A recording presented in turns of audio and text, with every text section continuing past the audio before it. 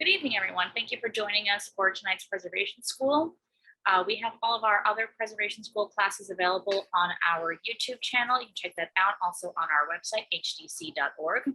We also have our conference videos available up on our YouTube channel, and we have one walking tour left on Saturday, July 9th, a tour of Washington Heights. You can find information on our website, again, hdc.org. We will have another semester of Preservation School coming up in the fall, so keep an eye out for that.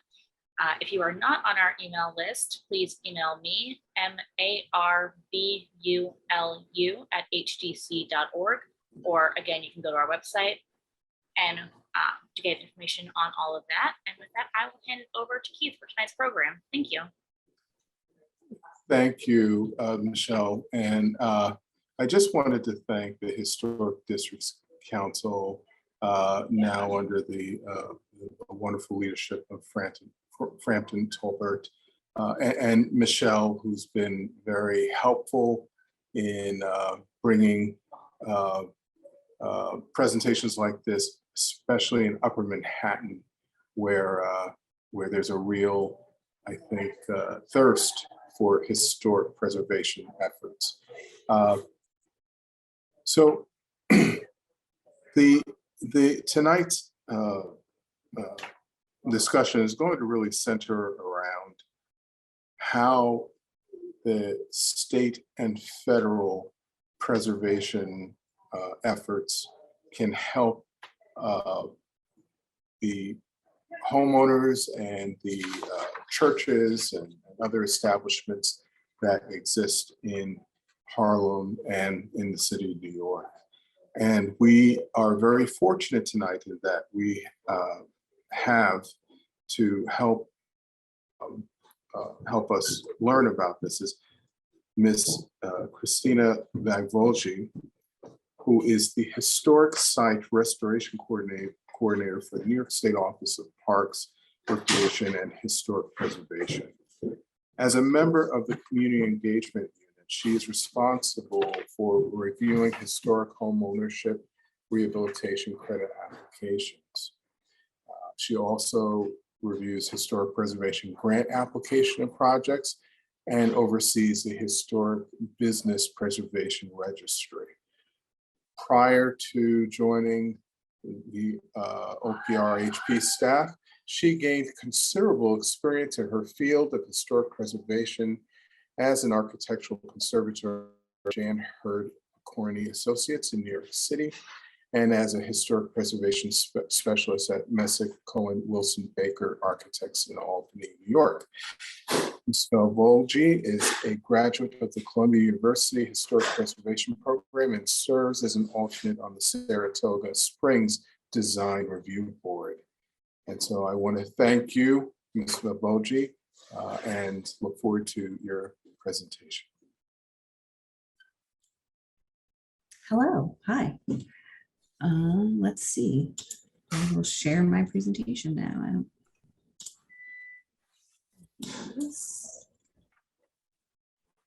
That's what we want.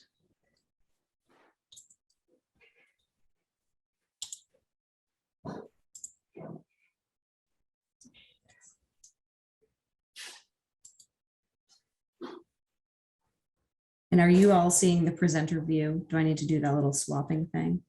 Yep, we see it. Every time. So now you see the real presentation? Yes. Okay, great.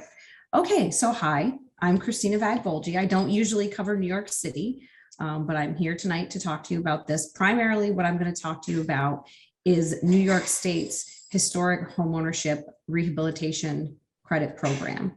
So there are some other things that I can talk about that I'll let you know about at the end, but I'll give you my spiel about this program first, and then we can go over a few other things, and then I'm happy to answer any questions. I always love the questions at the end. It's like I'm practicing for Jeopardy. So let's see. This program is a New York State income tax credit. It covers 20% of the qualified costs of repairs to your home. So you do the work, you accumulate the credit and then you claim the credit against what you owe the state of New York. If your income is $60,000 or below, and the credit is more than what you owe the state, you automatically get it back as a refund. If it's above that income threshold, then it just carries forward until the next year and on until you've used it up. But so for instance, if you do $10,000 of qualified work, you'll have a $2,000 tax credit. You claim that on your taxes. Not 2,000, which no one wants to pay more in taxes than they have to. So I think it's great. The program criteria are that you guys are, if you live in this historic district, you're a listed contributing building in the district and you're in a qualifying census tract, which you are, then you're good. So you've met those two hurdles. In order for your project to qualify, you have to spend at least $5,000 and 5% of the work must be on the exterior of the building. It can be more than that. And that's the overall cost. It doesn't mean each work item has to be $5,000. It's the overall total of all your work.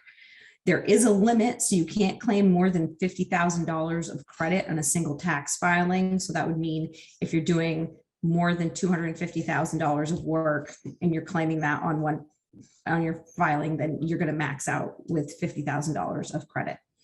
But important thing to understand is you take the credit in the year that you get it, your final part of your application certified. I'll go over the application. So you may put in an application now, start your project, and if by the end of this year you've completed $5,000 of work and 5% is on the exterior, then you can put in the request for certification and you'll get a document from us saying we certify you spent this much with the 2022 date, and then you'll use that to claim on your 22 taxes.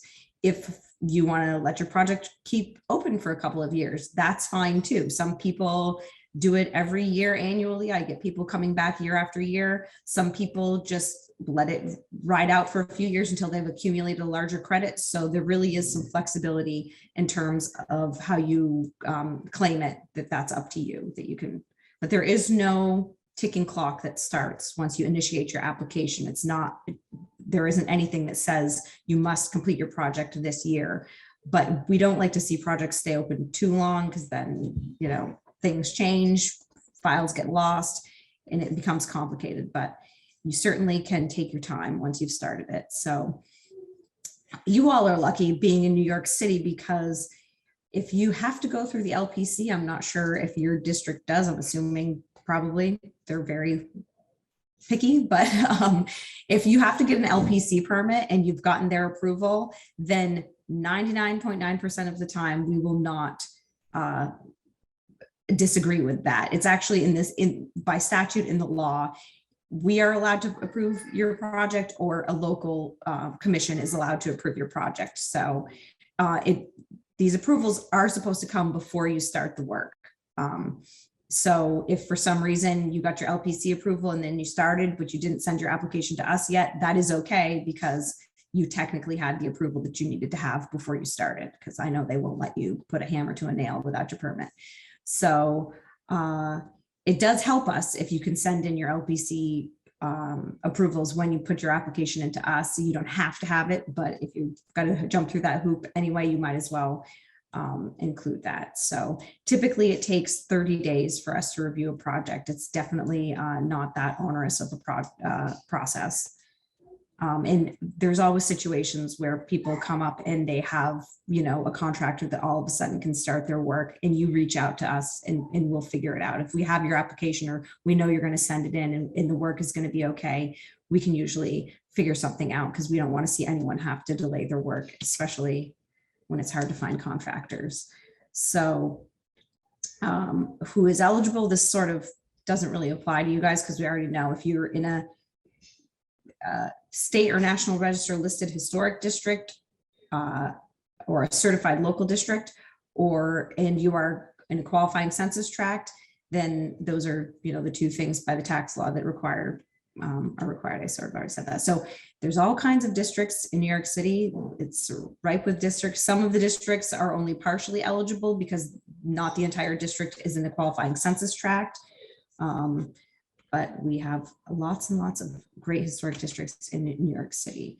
So it is a 3-part application, although technically parts 1 and 2 are on the same form. This is all has to do with how the tax law is written, because we're supposed to provide 3 different certifications. We're supposed to certify, 1, that you're a certified historic structure or building.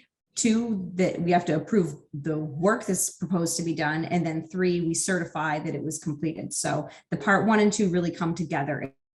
Basic information about your address, the historic district that you're in, have you started the work yet? And then there's a worksheet where you fill in your project work items. And that's really like the part 2 portion of it, is those explaining the work that you're going to do. And then part 3 comes to us once your project is complete. And that's the part 3 is the request for the certification. And that's when you get your certification. There is so much work that qualifies for this program. It is such a great program. Sometimes people hear, historic preservation and they think, oh, it's only if I'm, restoring an old fireplace or doing something ye olde. No, it is pretty much anything that you would do to your home in the course of routine maintenance, repairing your windows, even replacing your windows, putting on a new roof, painting, repointing your masonry, repairing your foundation, all these, lots of things. You can even claim the cost of permits and other fees, like architecture fees and everything count. But pretty much anything you would be doing on the outside of your building is going to count. Even on the inside, there's a good way. The Park Service once explained it to me is, if you think of your building, if you were to pick it up and shake it, anything that wouldn't come loose qualifies. So flooring, painting, lighting fixtures, plumbing fixtures, cabinets, countertops, doing a whole new bathroom, all of that stuff counts. The major thing, a slide about it, but I was naturally mentioning it in this place, is the things that don't count are appliances that you could take with you. So anything that wouldn't stay with the house. Even installing solar panels. We have a huge contingent of projects in Brooklyn, and they are just solar, and that's all it is. The general rule is it has to be installed in a way that is minimally or not at all visible from the street. And a lot of flat roofs are just really it's easy to get that installation in and have it be historically appropriate, and then you can get a credit on it. And there's also, I believe, a NYSERDA credit that may still be available, and you're allowed to get both at the same time. So that's a great incentive. As I mentioned, appliances don't count. Anything that's adding on to your building, like a back deck, an addition, a rear addition, if you can get it past the LPC, that's great. We're not going to hold it against you, but it just you can't claim the cost of that work because it's increasing the square footage. Work that's done outside the footprint of your home. It's weird because with townhouses, you actually get like the areaway can be considered eligible because it's inside the stair and everything, but like sidewalks, that's more for, people with driveways and fences that they're putting up. Those things don't count. And then of course, work that doesn't meet the Secretary of the Interior standards. So those are the standards that we use to guide us in this program. The most important thing, I don't need to go through all of them for you, but the most important thing about them is, repairing rather than replacing. If it has to be replaced, it should be replaced in kind with the same type of material. If it can't be replaced in kind, it has to be an appropriate replacement material. So that's like the most important thing to think about with those standards. But there are other things about them, and you can give them a read if you feel like it. You can still use the homeownership tax credit. So this program is meant for owner occupied residences. If you have a rental unit in your house, or perhaps you have a business use inside your home, that is okay. Except there are some calculations that you need to consider. So you need to know what is the percentage of square footage that you occupy in your living unit. And then you have to prorate certain expenses based on that percentage. So if it's a even 50-50 split, you can only claim 50% of the cost of work on the exterior or in shared spaces, and like basements and attics counted as shared spaces or like common hallways. But any of the work you were to do on the outside or shared spaces, if you put on a new roof and it's $100,000, you can only claim 50% towards your homeownership credit. You can claim the full cost of any work you do within your living unit. You cannot claim any of the cost of work done in the rental inside on the interior of the rental unit. Can I ask a question? Sure. If there's a water pipe that has to be replaced, so it's going from, I guess, from the building to the street, would that be something that they can consider covering, or is that just going to go under the insurance if and when the fight finishes? No, that would be a qualified expense. And that's the one instance where like it's technically if it's outside the footprint, but if it's tied into the mechanical or plumbing systems of your home, like there's a lot of people who come in and they have to dig up a sewer line, and usually like landscaping and driveways aren't eligible. But if you bring up your way to replace your sewer pipe, you actually can claim all the cost of putting everything back. So yes, that would be considered a qualified expense. Thank you. You're welcome. Okay, so I hope that I'm going to explain this correctly, because I just had to like learn all of this myself, because it used to be my supervisor, Dan McEnany, did all of the condos and co-ops, and he has moved up in the ranks, and now someone else has to learn this stuff, and that person is me. So I've explained it already a few times this week. It's a strange situation that really mostly only happens in larger cities where, yes, you can use this credit for a co-op because they're owned by a homeowner and they're occupied by them. Where it gets complicated is that a lot of times the condo association or the co-op board is responsible for maintaining the exterior of the building. And you still always have to have that minimum of 5% exterior work. So there's all these ways that you have to figure it out. Basically, you have to spend, the condo association would have to spend enough on an overall exterior project that when it's divvied up between all the individual owners, they're going to have at least $5,000 to claim, if that's purely how you're doing it. So you have to do these fun calculations. I can provide you all with these slides afterwards if you have it recorded, but basically anything that's an exterior roof, even putting on solar panels, replacing windows, those are, things that might be paid for by an association. I actually was explaining this because there's a co-op in Syracuse that they need to put on like a $200,000 roof, and they have 18 units, but luckily it's going to be enough. And now hopefully everyone, at least the cost of it will be offset by being able to claim the credit. It says this meeting will end in 10 minutes. I just got a warning about that. Is that true? Yeah, so did I. Yeah, I don't know why we don't have the free version. I can talk faster, just in case. I'll go into Zoom and see if I can find out. Sorry about that. That's okay. Okay. I'll keep going now. Let's see. Oh, yes, commercial spaces, like if there's a co-op, the person who owns the commercial space isn't eligible for this program. It's only the people who own the living units are eligible to claim it. I don't know if I want to go through all the scenarios. I don't know if you want me to either, but basically, if there's a condo or co-op and the association is going to undertake a repair, as long as they're spending enough for it to be $5,000 once it's divvied up amongst all the people, the co-op board would do it that way.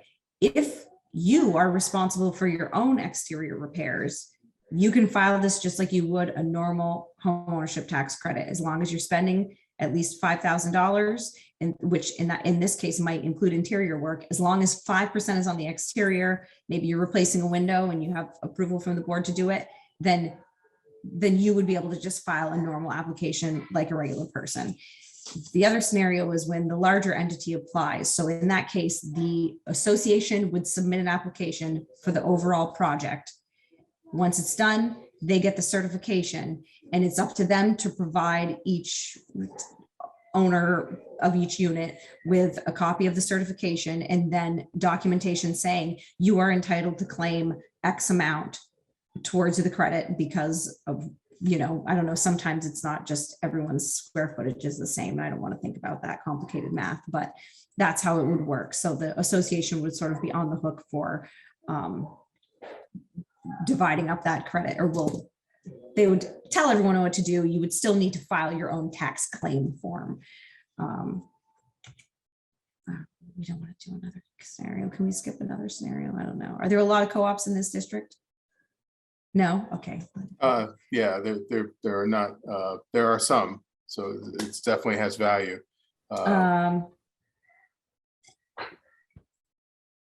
Oh, this is just the continuation. Sorry. I think I already explained this. This is the continuation of the scenario from the other slide. So basically it's saying that, you know, the association goes through the process. If in that case, the association is spending the threshold to get the project through and get it approved and get everyone their $5,000 worth, at least on the exterior. If that's going on, the people who own the individual units can still apply themselves for their interior work.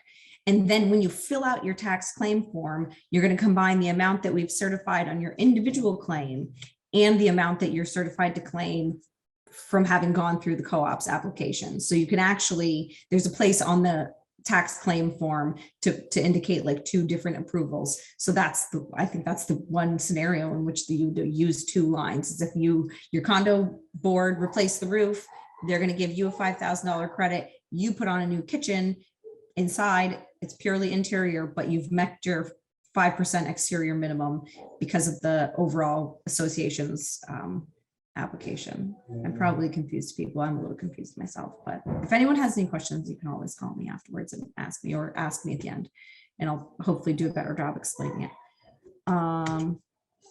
So it's available on our website soon, very soon, because it's my responsibility to make this known to the public. We will have an online application. Currently, if you were to do this today, you would need to get the application. It is a PDF that you can fill out and type in the information, but you would need to physically print it and sign it with your signature and send it in to us. We're going to very soon be launching the online portal so that you can collect a secure signature and submit online. But as of right now, there are fees associated with the application. Oh, I'm skipping ahead. Well, there's fees associated. When you submit your part 2, it's always just $25 if you are subject to the fees. So the $60,000 income threshold applies both to whether you can get the credit back as a refund and also whether or not you owe the fees. So if your income is $60,000 or below, you don't owe any review fees. If it's above $60,000, it's always just $25 with your initial application. And then the cost with your part 3 application depends on the total of your project. So there's a scale, there's a fee schedule, and it goes up. I think the most you'd have to pay is $475, and that's if your project is above $200,000. So they're not exorbitant review fees, but they're you do need to submit that with your application. Sorry, I have 2 little kids and a dog, so if you hear weird noises, it could be any one of them. That's okay. And Daddy's in charge right now, so it's always a little. Let's see. So about the application, there's your basic information, and then there's the project worksheet, which to me, this is the part that I review. That's the most important thing. You explain what it is you're going to do. You're going to do roofing. You have a worn out asphalt shingle roof. You're going to replace it with a new asphalt shingle roof, and then you put in the estimated cost. The cost can be your best guess. You do not have to wait until you have an estimate from a contractor. You can give us your best approximated cost of what you think it will be, because honestly, between when it starts and when it ends, a lot of times things change anyway. When the cost really matters is when you're putting in your final application to certify, because that's what you're going to claim on your taxes, and we need to be certifying the real and true amount. So if you haven't, that's fine. You're not required to. Sometimes it can, they have more specific information that is helpful to us, but it's not required. So there are supporting materials that we ask you to send in with your part 2. We like to get some overall views of the exterior of the building. We always ask for that just so that we can update our files. Your National Register listing was fairly new. Some of them were done in the 60s and 70s, and the only photos we have of some of the buildings are very old. So we like to use this as an opportunity to update our information with those exterior photos. And then you want to take photos of all the areas where you're planning to do the work, because we rely on those before and after photographs to verify that the work was done the way they were going to do it. We can't come out and inspect every property, and we do not need to see your receipts. You don't need to worry about that. You don't need to send us canceled checks or invoices, nothing. You should keep all of that for your own records in case Tax and Finance has any questions once you've sent in your tax claim, but you don't need to send any of that for our purposes. Christina, I'm going to interrupt you real quick. Yes. Sorry. I'm not sure why it was saying I'm on basic, but so just in case if we do get knocked off, I just put another link in the chat. If everybody can copy that. So if it does end in 2 minutes, just click that link and we'll come right back in. I'm copying that right now. Sorry about that, everyone. I don't know where to put it. I'm in the thing.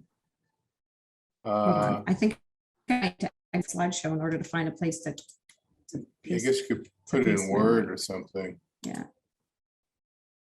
Do I the just don't same want to lose thing. it. Sorry. That's quite all right.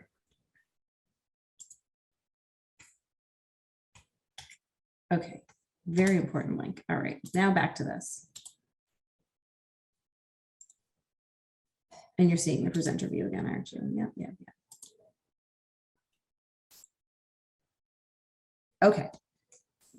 So that.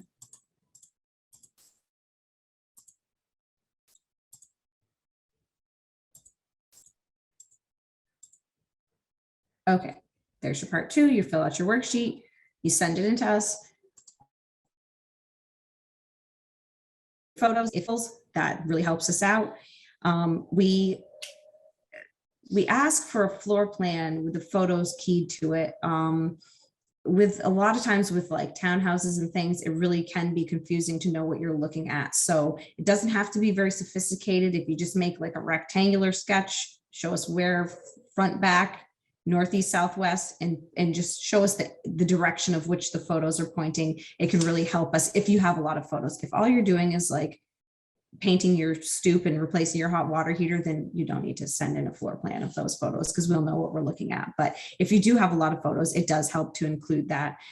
We ask for manufacturers' product information sheets. Sometimes if a material or something is being, maybe sometimes a window's being installed that we would want to look at, or people sometimes, a lot of times there's faux slate materials that are being used that we want to see more information about. So I was just going over I think I kind of finished with that slide before we got cut off. So once we've approved your part 2, you can start the work. So you enter your application, your supporting documentation.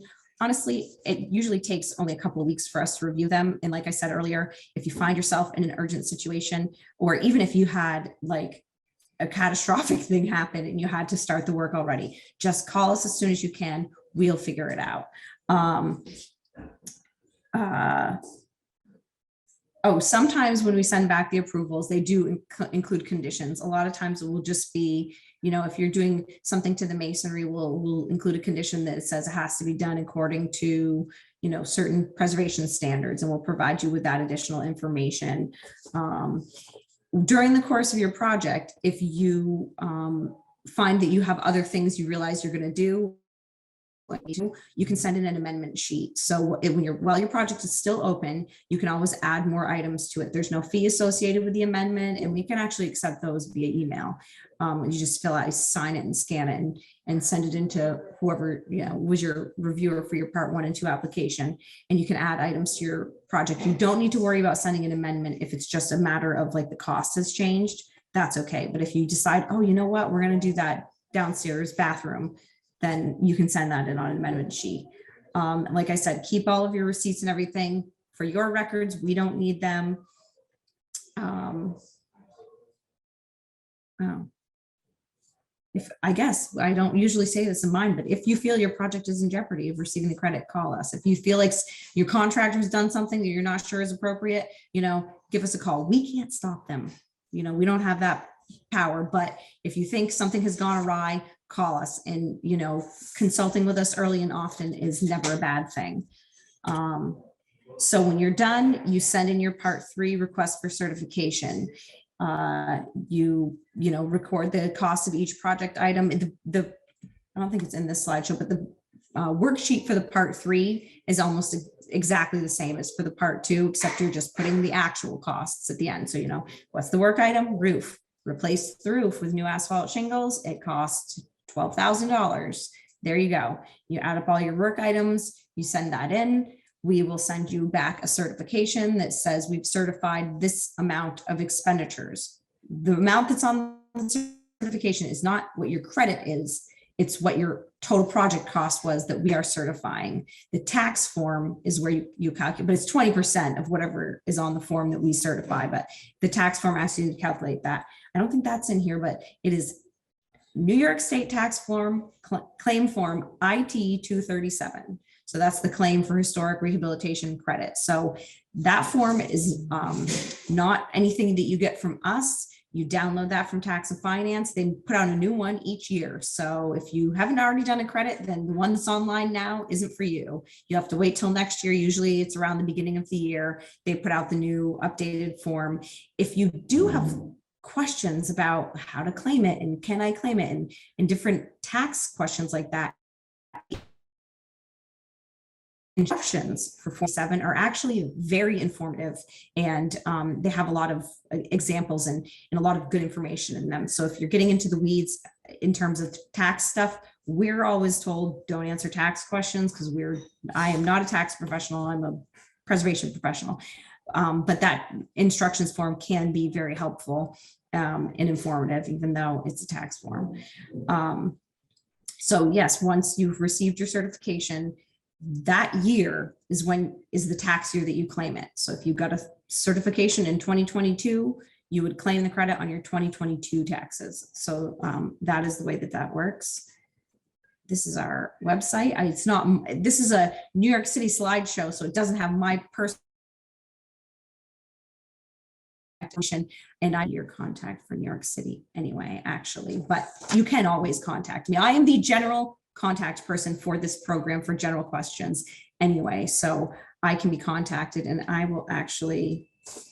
can stop sharing now, and I will put my email and phone number in the chat for anyone who might need it. If anyone, what I will do now though, and I didn't have in the slideshow, is talk about the overall program. So this is a New York State income tax credit for owners of owner-occupied homes. There is no equivalent federal credit for homeowners. There is a federal credit that applies to income-producing properties, which could be, it could be an apartment building that has residences in it, but only the owner of all of the residences is eligible to take the credit. And it also applies to commercial buildings and anything else that's an income producing use in a building. That is a federal program. There is a matching state commercial credit as well. The threshold for that program is much different than it is for the homeownership credit.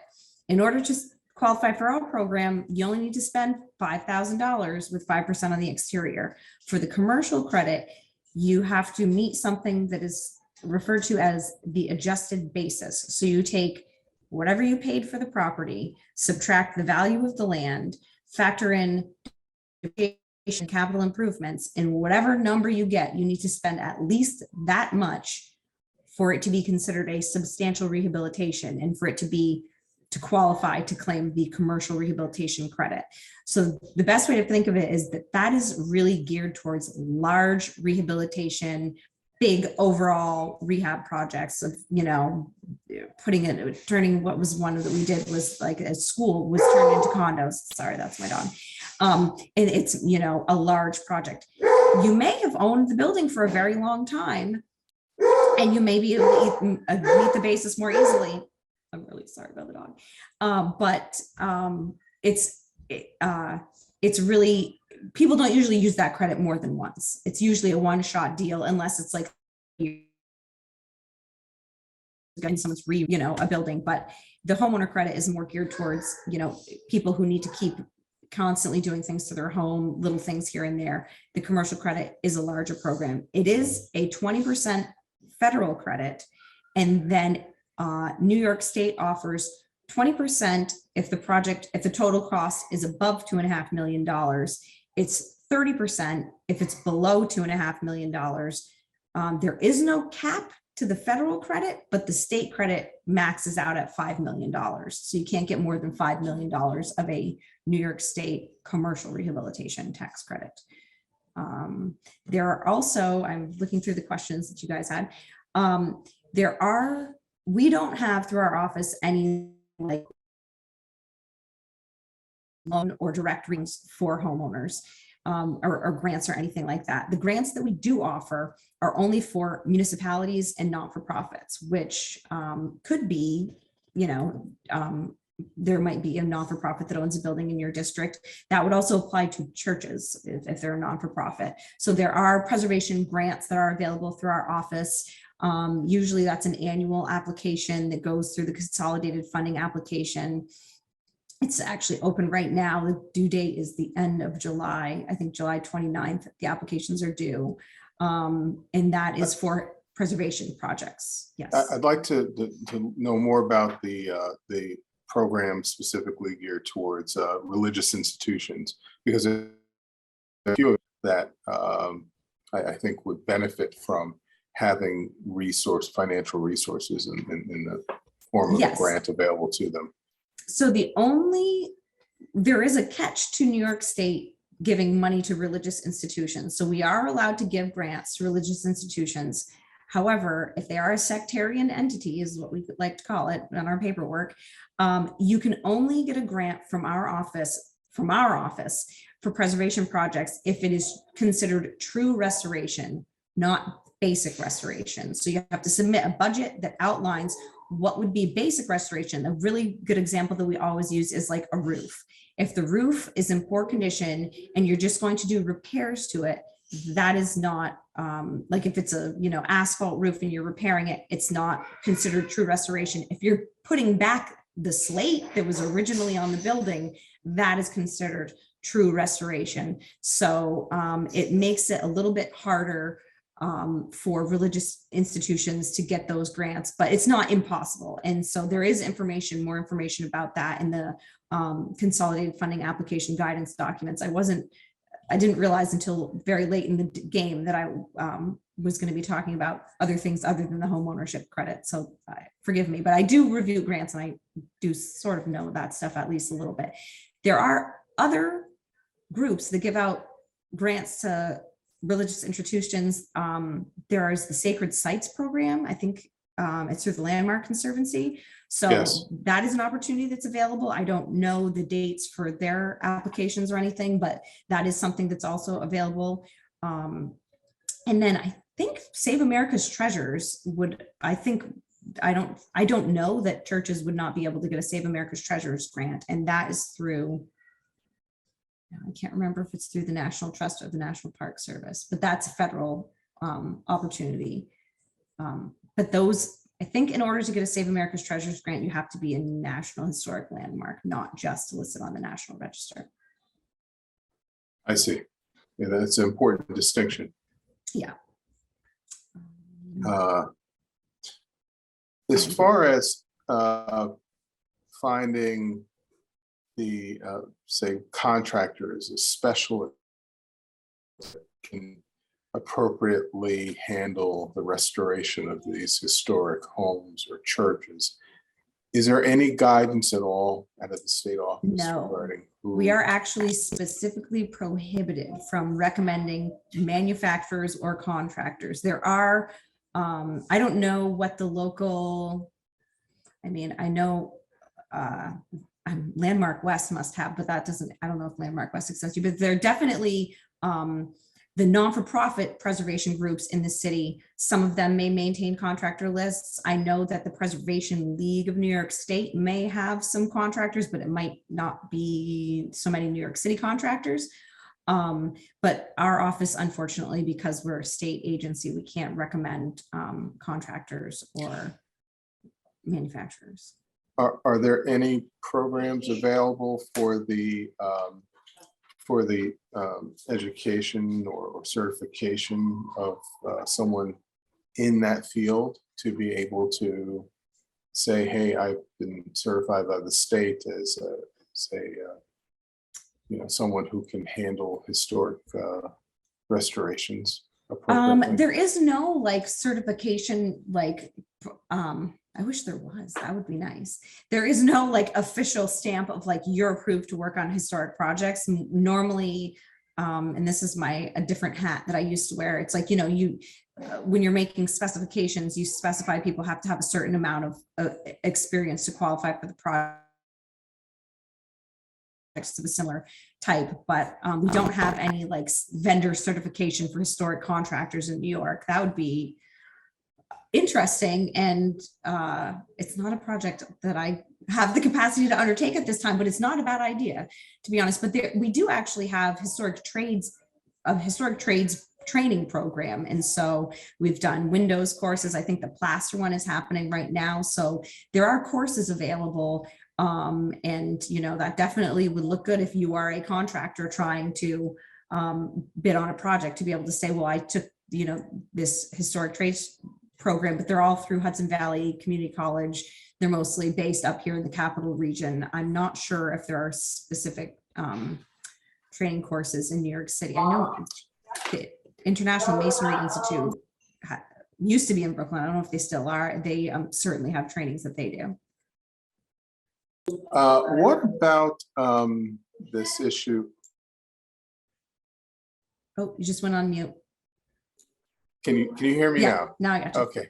What about this issue of benign neglect, where you see churches that are owned by entities that don't have the capacity or are indifferent to the destruction of that historic building through neglect? Does the state have any tools available to intercede? I don't know if you can tell by my face that we don't. This is, it's a systemic problem in the field of preservation, that there is, the burden, sometimes the burden of maintaining a historic building, even just maintaining it, is more than the owners can handle. And not everyone is letting it fall into neglect on purpose, but it can be very burdensome. Unfortunately, we don't have any like proactive way to deal with that. And people are sometimes surprised at how little power the State Historic Preservation Office has. Like, a lot of times we get phone calls saying, so-and-so is letting their building fall apart, or this person's going to demolish this building. Can't you stop them? We actually cannot. We only can advise on what happens to project. Our review is triggered by state or federal funding, permitting, or licensing. So for example, if the Department of Transportation is undertaking a project, they need to come through our office to review for impacts to historic buildings, and we will provide an impact finding, which is advisory. And even if we say, no, you shouldn't do this project, it's going to have an adverse impact, then there's still a path forward. Even if what they're going to do is adverse, they have to do mitigation and whatnot. But there really is no like hard backstop that our office can provide to actually stop. I hope I'm not whistleblowing on the own office, but it's in the rules and regulations. Like, our role is purely advisory. I wish there was more. And we're not going to go out and drive around and say, oh, that person's putting inappropriate windows on their house, they'll get a fine. The LPC has more power to do something like that. But our office, again, we depend on people to come to us and consult with us. We depend on our other state agencies who are funding and permitting these projects to come to us and consult with us about what is appropriate. But we can't really do anything if no one asks us. And is that the same for the federal version? Yes, so So, the triggers are basically the same. For the state law is 1409, the national law is 106. Those are it's the same triggers that initiate those reviews. It's a little bit better when you've funded projects. Like when we give out grants, there are covenants that go with them, and it'll say for 25 years after the project conclusion, you have to consult with us if you're doing anything more than routine maintenance to the building. So we can protect those properties where we've provided funding. Oh, one thing that I didn't say in the slideshow is with the homeownership credit, there is a 2-year recapture period. So if within 2 years of when you claim the credit, you sell your building, the state may recapture some of the credit, but you can transfer the credit. So say you do your whole project and you get your certification, but before you've had a chance to claim it, you end up in a position where you're actually selling it. You can pass that credit that you've earned, you can pass your unclaimed credit along to the new owner. So sometimes it's an incentive. If you're doing work to fix up your house with the intention of selling it, you can't take advantage of that credit, but you can say, oh, buy my old townhouse, and by the way, here's $10,000 off of your New York State tax bill that I can pass along to you. So that is a good incentive. wow, that's really good to know. And I wanted to not totally dominate all of the questions because we have participants in tonight's forum that have been patiently watching and waiting. And so Kelvin, Marilyn, did you have any questions been addressed thus far? Hi, this is Kelvin. My situation and why I joined the conversation tonight, which is actually very helpful because I am very confused, and this has eliminated maybe 5% of my confusion. Oh, no. Is I happen to be president of a nonprofit who is potentially going to inherit a potential landmark building in New York City that is currently in private hands. And the owner has a building, a 6-story building, where part of the building is a commercial property that he owns. He lives in the building, and he gives part of the building to our nonprofit use only. And so I guess the reason why I'm joining the conversation is because the building has suffered in maintenance-wise. I mean, we lost a window a few weeks ago due to some deterioration of the facade, and it's becoming more and more problematic. And I'm trying to look for ways that, is it better for the owner to apply for these kind of situations, or to kind of minimize the building and leave part of it to me so that I can handle it through other means? And it's, I know it's probably way out of this conversation as far as complications, but this is the first I've even discussed with anybody or heard anyone talk about the potential of of help financially to maintain a building. We have not received landmark status yet. I've applied, and it's eligible in New York City. And if we do get it, I'm nervous that we're going to be told to maintain the building and not have the finances to do so. So it is complicated. I appreciate, Keith, you were talking about churches, because I feel like I'm in the same boat sometimes with some of the churches in New York City, not sure what to do. Yeah, so the scenario that I think I followed the dots of the scenario. The owner still would own the building. Right. If the owner still owns the whole building, the owner would have to apply for a program, whether it be the homeowner credit for the portion that he lives in or the commercial credit for the overall building. Our office does not give out grants to individuals. It only applies to municipalities and not-for-profits. If it was condominiumized and your not-for-profit owned a portion of it, yes, the condo scenario doesn't work with the commercial credit. I see. So it only, because there's no way to calculate the basis and everything for only one portion of the building, and there's basically no way to meet the adjusted basis when you've divided it up into condos and And plus, if you're a non-for-profit, you wouldn't owe taxes anyway, so the tax credit wouldn't do you any good. So it's a lose, and I'm really sorry. Right. No, Maybe that's what I was afraid of. you're less confused, but you're just disappointed now. Yeah. Yes, exactly. I'm sorry. Quite all right. And thank you for that question, Kelvin. I wanted to just ask you, you had mentioned about the Secretary of Interior standards that are used. Do you mind talking a little bit about those features or what those requirements might be?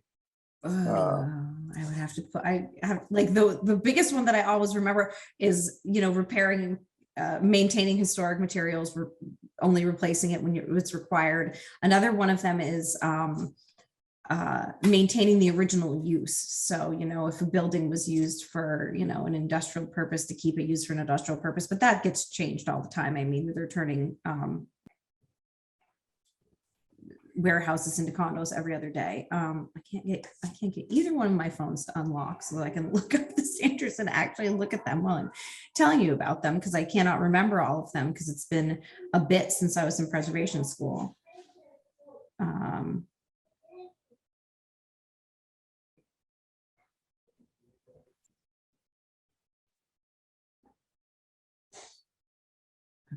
come on. Okay. Okay, there's 10 of them. So one is that it should be used for its historic purpose or placed in a new use that requires minimal modifications for the new use. So you can change the use, but you shouldn't be blasting through every single wall in order to, turn this building to its new use. The historic character of the property shall be retained and preserved. A lot of them are very kind of vague and broad. You get the idea of what's right and wrong when you're doing the work, but removal of historic material or alteration of features and spaces shall be avoided. Property should be recognized as a physical record of its time and place and use. Changes that create, that's another one. Changes that create a false sense of historical development, such like adding conjectural features, putting on dormers that were never actually there, but are like in the style of the historic building.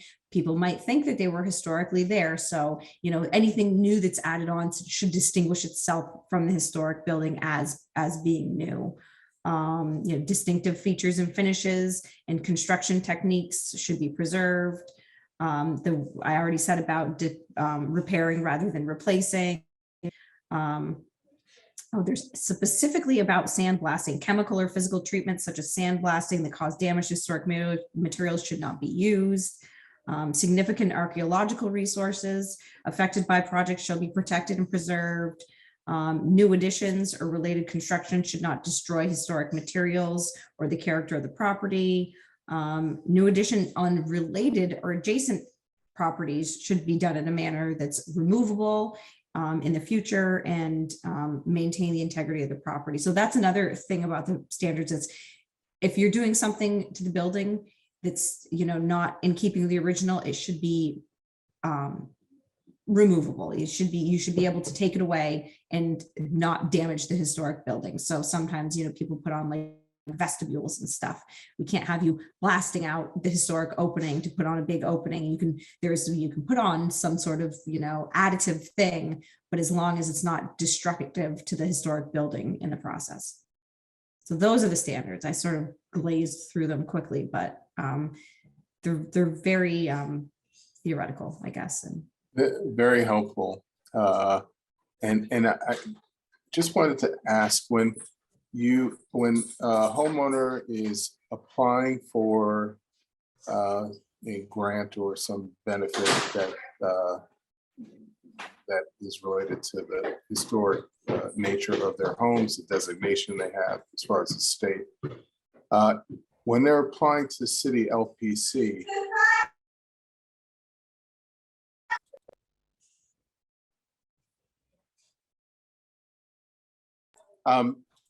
if they are applying for the city LPC approval for whatever it is that they want to do, you had mentioned that application should go into the state at the same time regarding the, No, not, I'm sorry, no, not Okay. necessarily. It always helps us if we have your LPC approval when we get your home ownership application. If for some reason you elect to send your application to us first, that's fine. But if the LPC approves, denies something that we approved, we're going to defer to them because they have more teeth in their jurisdiction than we do. So it really does, it just is, you're better off getting their approval first. You technically do not have to have it in order to send your application to us, but considering that you can't start the work until you have your LPC permit, you might as well just wait until you have that, knowing that the process to get through our application is much quicker. yeah, that information is gold for especially new homeowners that are trying to navigate their way around these new entities that they need to. But seeing how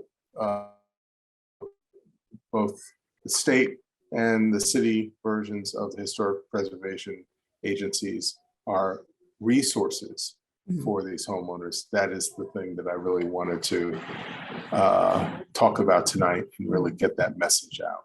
You were going to say something. Yes. So if we're talking about resources available to homeowners, there are other state programs that do provide assistance that don't even require that your home be historic. And I always like to mention these, even though all the time when I'm doing these preservation presentations, they're related to historic districts or new listings or something, but there may be people listening in who are next door or nearby, or their building isn't yet listed. So I'm pretty sure that these programs, I'm going to share my screen again. I'm pretty sure they only apply to like business entities or not-for-profits, but don't start from the beginning. What have I done? Hold on, sorry, I don't have to start the slideshow at all. Just share that screen, share it. So the Weatherization Assistance Program is run through the Office of Temporary and Disability Assistance. And that covers a lot. I'm not sure if I don't think they provide you money with upfront, but it may be a reimbursement program where, you know, putting on storm windows, putting on storm doors, like improving your heating systems, anything that's related to weatherization of your home, that program covers that. Then there are NYSERDA programs for energy efficiency, you know, that apply to a lot of work that you might be doing in the course of one of these credit applications, or just separately, you know, putting in an efficient hot water heater is something that you could get assistance with. So I'm pretty sure that both of those programs have they're income-based programs. But the resource is worth looking into. If you own your home and you're having to do something that could be even vaguely considered weatherization or energy efficiency, it's worthwhile to look into those programs. And I can put those in the chat, I think.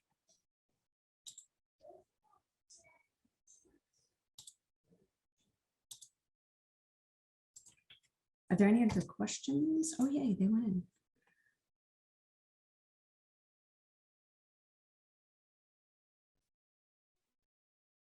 Just saying, great. And I want to thank you so much. Did anyone have any other questions for Christina? Okay, if not, I think we have spent our hour wisely, and I thank you on behalf of all the folks that will watch this presentation in the future and will be guided by the very informative presentation that you provided. And what I think is really important is, you just put it in the chat. Is it possible, because I was about to ask for it, is it possible for you to put on your screen to just add that information? Oh, yes. So that you know what? That's the next slide. people that are watching the presentation presentation would be able to, also be able to. So get that your is here. content. That is Yeah, me. that's perfect. Yeah. I And have just- a really weird last name, but you know. No, it's not. It's It a is, very it's lovely okay. last name. I just wanted to make sure I pronounced it correct. I'm not So- sure I pronounce it correctly.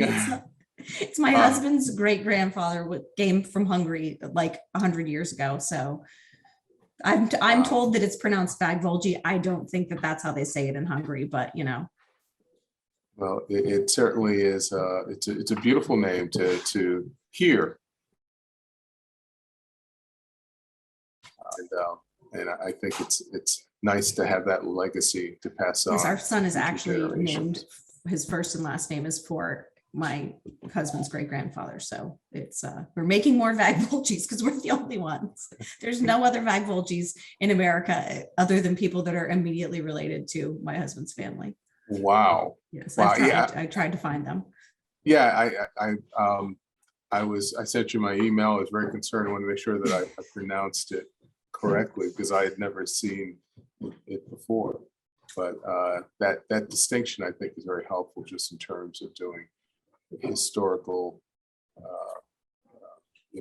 looking at historical information and family history and that sort of thing. But I do want to be cognizant of your time. I want to thank you on behalf of all my neighbors who are not able to be here tonight, but who I am going to recommend that they watch this as it is very specific to their circumstances.